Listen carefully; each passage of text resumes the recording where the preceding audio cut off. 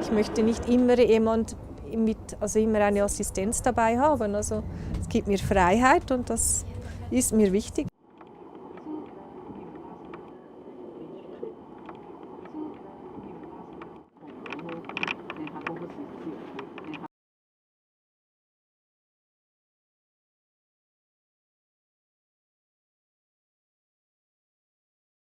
Ihre Hilfe an. Ich würde gerne auf die Brücke raufgehen.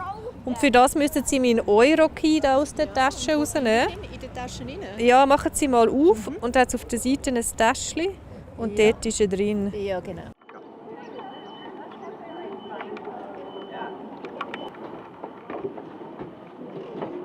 Mit dem Rollstuhl bin ich halt eingeschränkt und wenn ich dann so neue Orte erkunden kann, ist das aufregend und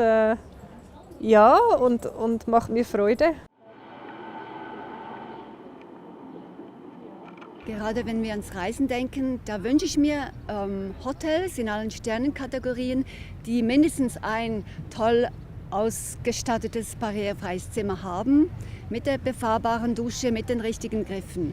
Und zwar, wenn möglich, auch etwas in Stadtnähe, in Bahnhofsnähe, damit man eben auch reisen kann.